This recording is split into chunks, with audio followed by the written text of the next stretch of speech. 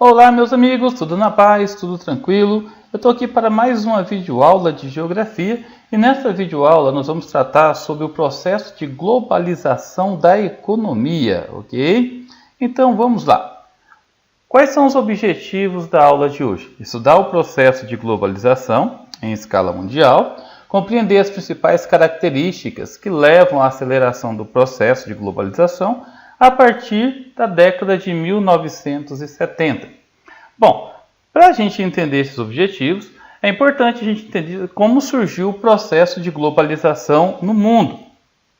Para muitos estudiosos, e eu me encaixo entre eles, o processo de globalização surgiu entre os séculos XV e XVI com as grandes navegações, também conhecido como mercantilismo, e se intensificou com a Revolução Industrial nos séculos XVIII e XIX.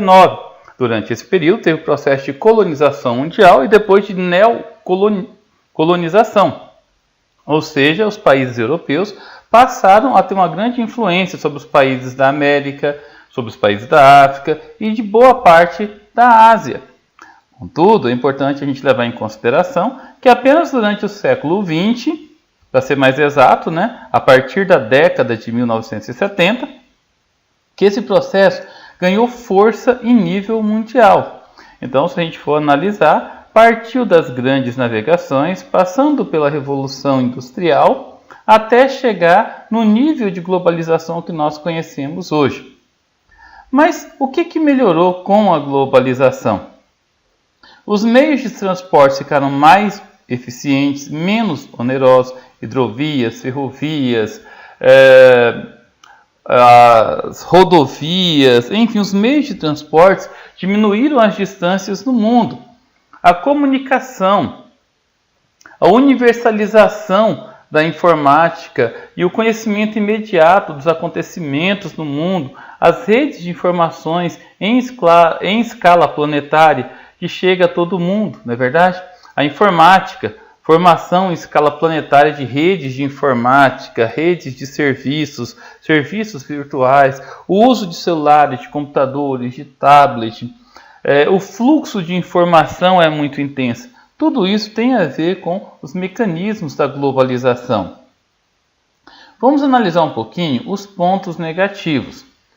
Bom, a rede de internet não atinge o espaço geográfico por igual, e sim se concentra nos países desenvolvidos, originando a chamada exclusão digital. Os países centrais, chamadas cidades globais, elas detêm os maiores níveis de tecnologia, elas detêm a sede das grandes empresas, mas os países mais pobres, os países periféricos, eles não conseguem ter acesso, até por questão de não ser tão bem capitalizado a tudo isso, não é verdade?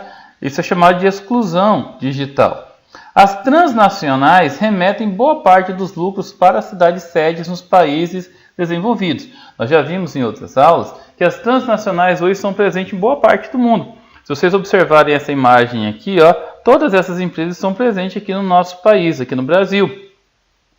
Mas, por outro lado, é importante a gente analisar também que boa parte dessas empresas, boa parte dos seus lucros são remetidos de volta para os países sedes. E esses lucros enriquecem ainda mais os seus países sedes.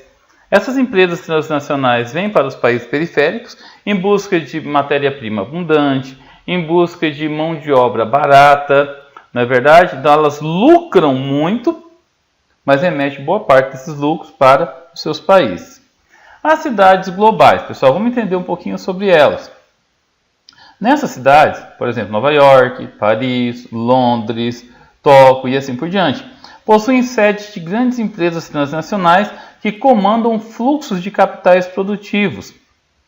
Grandes emissoras de televisão e rádio, bem como jornais de grande tiragem e provedores de internet que centralizam o fluxo de informações, também estão presentes nessas cidades.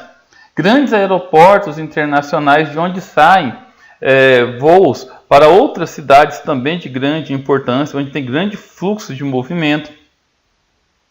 Modernos edifícios que sediam a Bolsa de Valores, a sede dos grandes bancos, outras instituições financeiras, sede de grandes empresas, de grandes indústrias.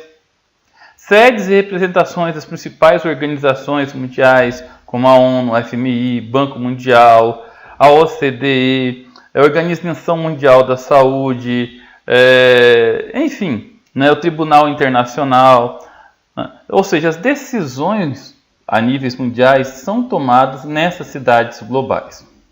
Bom, pessoal, é isso aí. Espero que vocês tenham curtido a nossa aula. Espero que tenha lembrado de tudo que foi falado hoje em sala de aula.